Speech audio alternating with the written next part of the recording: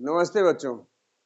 आज हम आपको पढ़ाएंगे अर्धवार्षिक परीक्षा कक्षा 7 विषय हिंदी अर्थात अर्धवार्षिक परीक्षा में पूछे गए प्रश्नों का उत्तर कैसे दिया जाता है, उत्तर लिखने का ढंग और कुछ उत्तरों को भी बताएंगे। तो आइए देखते हैं हम सबसे पहले प्रश्न नंबर 1 क्या है।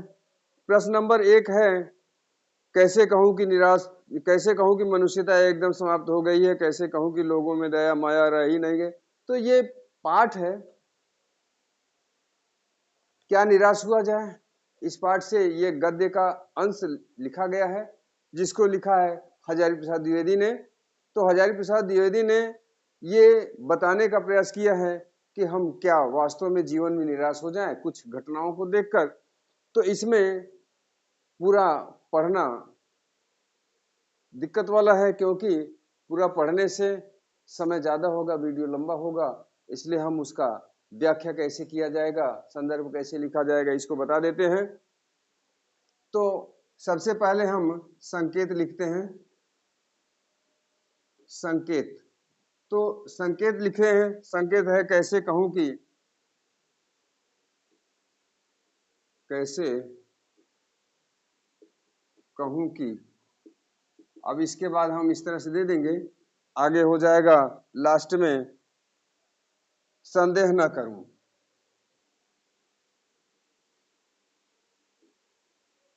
संदेह न करूं, ये संकेत है हमारा। संकेत इसलिए लिखा जाता है कि कभी कभी दो गद्यांश दे दिया जाता है, दो गद्य अवतरण दे दिया जाता है, जिसमें से एक ही लिखना होता है। तो संकेत दे देने से ये पता हो जाता है जांचने वाले को कि किस अवतरण की व्याख्या किया गया है, इसलिए संकेत लिखना बहुत आवश्यक है। और दूसरा है संदर्भ। संदर्भ, तो संदर्भ और प्रसंग, ये दो हेडिंग है। ये प्रसंग तो 6 से लेके 8 तक के बच्चों को अलग हेडिंग देकर के लिखना पड़ता है, जबकि ऊपर के बच्चों को प्रसंग को संदर्भ में ही मिला के लिखना पड़ता है। तो यहाँ संदर्भ में हम बता दें, लिखा जाता है पुस्तक का नाम, पुस्तक का नाम, पाठ का नाम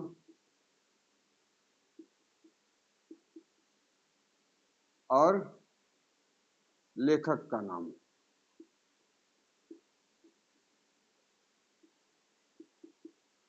ये होता है संदर्भ में। जैसे कि इसका अगर हम लिखें तो इसका लिखा जाएगा कि प्रस्तुत गद्यावतरण हमारी पाठ्य पुस्तक के क्या निराश हुआ जाए नामक पाठ से लिया गया है। इसके लेखक आचार्य हजारी प्रसाद द्विवेदी जी हैं, ये इसका संदर्भ हो जाएगा। और प्रसंग इसी में अगर जोड़ के लिखते हैं तो वैसे भी, अगर नहीं जोड़ के लिखते हैं तो उसमें लिख देंगे कि इस गद्य अवतरण में लेखक ने यह बताने का प्रयास किया है कि हमारे जीवन में आने वाले दुखों को, परेशानियों को देख करके क्या हमें वास्तव में निराश हो जाना चाहिए, क्योंकि दुख और सुख मनुष्य के जीवन में दोनों ही आते हैं। तब इसके बाद हम हेडिंग देंगे व्याख्या की। व्याख्या की हेडिंग देंगे, तो व्याख्या भी यहाँ लिखने में समस्या होगी, वीडियो लंबा होगा, इसलिए हम व्याख्या को बता दे रहे हैं।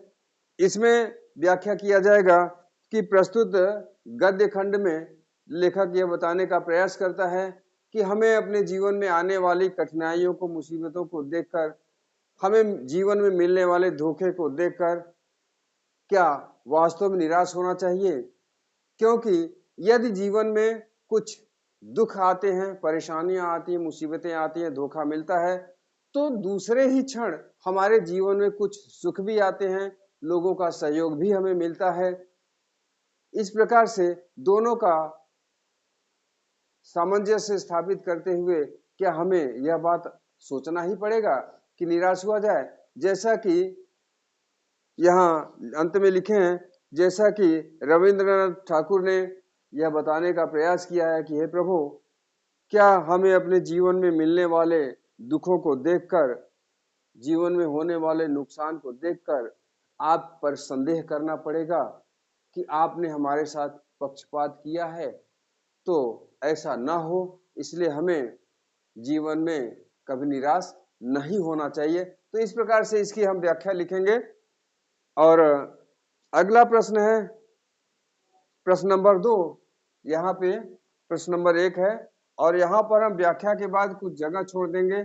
यहाँ लिखेंगे उत्तर नंबर 2। तो उत्तर नंबर 2 हम लिख लेंगे, तो उसका भी हम ऐसे ही लिखेंगे, संदर्भ, प्रसंग, संदर्भ हो गया, प्रसंग हो गया और व्याख्या लिखेंगे। तीनों हेडिंग हमें देना पड़ेगा, संदर्भ, प्रसंग और व्याख्या की। तो इसका संदर्भ होगा प्रश्न नंबर 2, मनभावन सावन से लिया गया है। कविता है, झमझम झमझम मेघ बरसते हैं सावन के, छम छम छम गिरती बूंदे तरुओं से छन के, चमचम बिजली चमक रही रे उर में घन के, थम थम दिन के तम में सपने जगते मन के। तो इसका प्रसंग है, संदर्भ इसका हम लिखेंगे, प्रस्तुत काव्य खंड हमारे पाठ्य पुस्तक के मनभावन सावन नामक पाठ से लिया गया है। इसके रचनाकार सुमित्रानंद पंत जी हैं। और प्रसंग लिखेंगे, प्रस्तुत पद्य खंड में कवि ने सावन में बरसते हुए बादलों का सजीव चित्रण किया है। और व्याख्या अब इसकी लिखेंगे कि प्रस्तुत काव्य खंड में कवि ये कह रहा है कि झमझम शब्द के साथ आकाश से बादल पानी बरस रहा है, जिससे पत्तों पर गिरने वाली बूंदें जब नीचे गिरती हैं तो उनसे छम छम की ध्वनि उत्पन्न होती है। चारों ओर आकाश में घिरे हुए बादलों के बीच में चमचम करके बिजली चमक रही है, जिससे दिन में अंधकार हो जाने के कारण, दिन में बादलों के छाए हो, आकाश में बादलों के छाए होने के कारण दिन में अंधकार उत्पन्न हो जाता है। और ऐसे समय में लोग अपने घरों में बैठे हुए अनेक प्रकार की कल्पनाएं करते हैं। अर्ध चेतना अवस्था में पहुंचे हुए लोग कुछ सपने भी देखते हैं। तो इस प्रकार से इसकी व्याख्या है। अगला प्रश्न है प्रश्न नंबर 3। तो प्रश्न नंबर 3 हम लिखेंगे,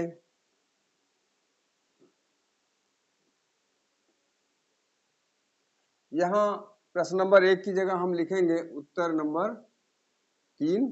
इसमें प्रश्नोत्तर का है, ये 3 का क, और फिर उसके बाद लिखेंगे उत्तर नंबर 3 का ख।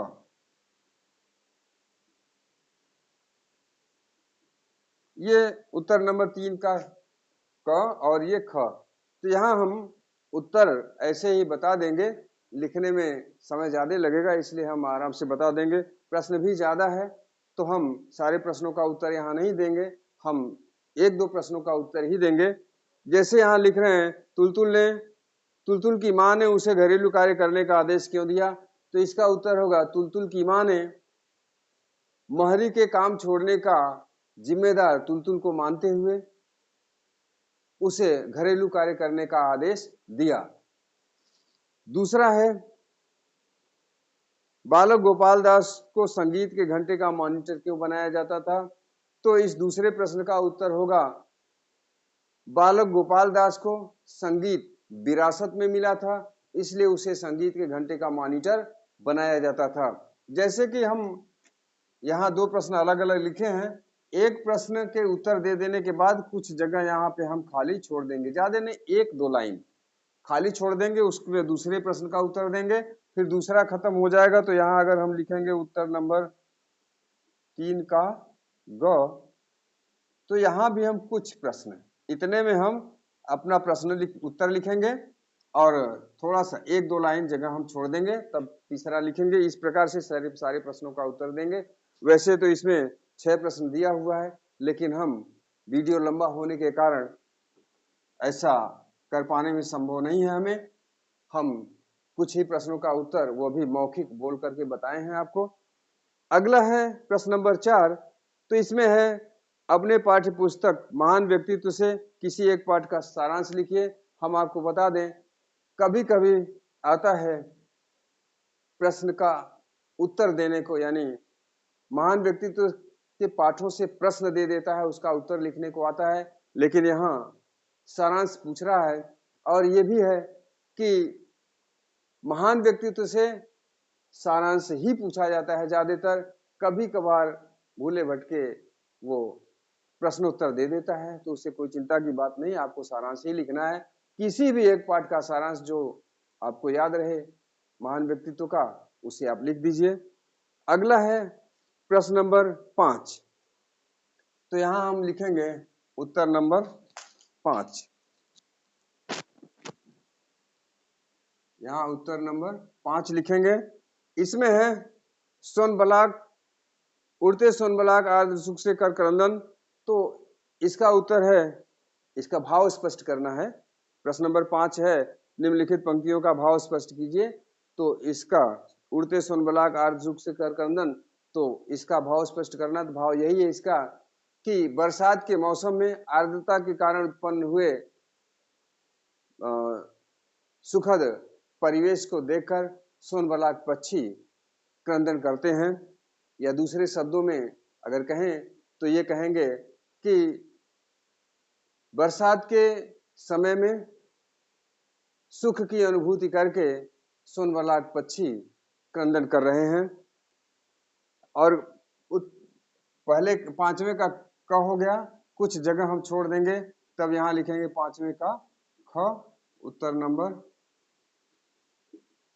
5 का ख हो जाएगा। इसका लिखेंगे, भाव स्पष्ट करना है। फिर आए जीवन में सावन मन भावन, तो इसका हमें लिखना है कि कवि यह उम्मीद करता है कि आनंद देने वाला सावन, हमें आनंद से भर देने वाला सावन हमारे जीवन में बार बार आए। या दूसरे शब्दों में अगर कहें तो कवि यह उम्मीद करता है कि हमें आनंदित कर देने वाला सावन का यह महीना हमारे जीवन में बार बार आता रहे। तो इस प्रकार से इन दोनों का भाव स्पष्ट किया गया। अब प्रश्न नंबर 6 आएगा। प्रश्न नंबर 6 में 2 प्रश्न है। प्रश्न नंबर 6 में क ख करके 2 प्रश्न है। तो इसमें दिया है शब्दों के अर्थ लिखिए। तो जैसा कि शब्दार्थ है ये, तो हमें निश्चित रूप से लिखना होगा शब्द और अर्थ।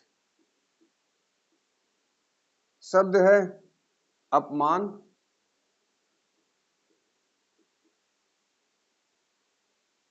ताज्जुब, सोनबलाक,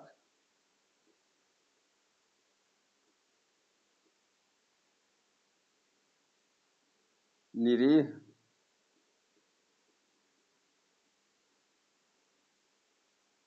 आस्था,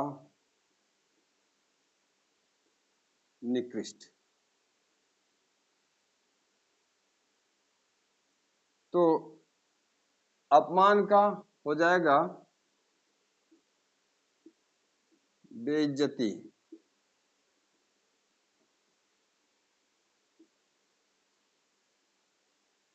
बेइज्जती। ताज्जुब का आश्चर्य, सोनबलाक सुनहरे,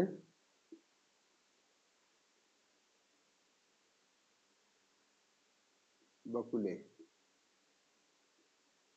निरीह का, निरीह ऐसा, निरीह व्यक्ति के संदर्भ में प्रयुक्त किया जाता है, ऐसा व्यक्ति जो बहुत ही दया का पात्र हो, बहुत अधिक दया का पात्र हो। तो निरीह का हो जाएगा दया का पात्र, दया का पात्र, दया के योग्य, निराश्रित, ये भी हो जाएगा इसका। आस्था, आस्था का है उम्मीद। हम ईश्वर की उपासना करते हैं, हमारे मन में ईश्वर के प्रति आस्था है, हम उम्मीद रखते हैं, हम जिस भावना से ईश्वर की उपासना करते हैं वह भावना हमारी सफल होगी, तो आस्था का उम्मीद हो जाएगा और निकृष्ट का नीच।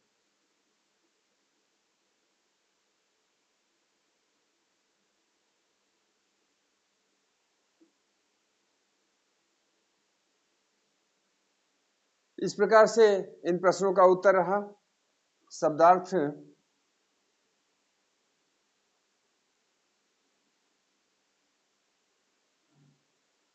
अब अगला है प्रश्न नंबर 6 का ख।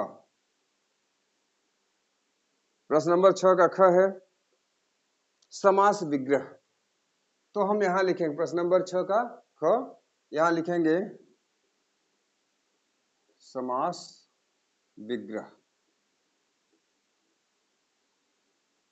ये हो जाएगा, हम यहां लिखेंगे शब्द और विग्रह। समास का विग्रह है, तो यहां हो जाएगा दुबली पतली,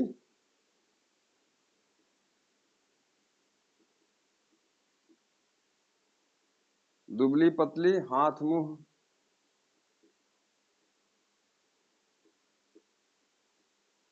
लड़के लड़कियां।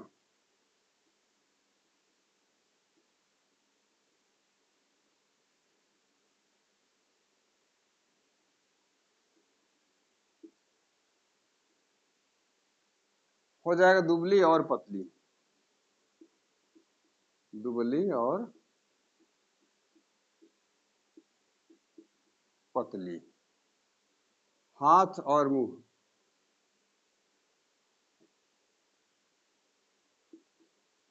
हाथ और मुंह, लड़के और लड़कियां, लड़के और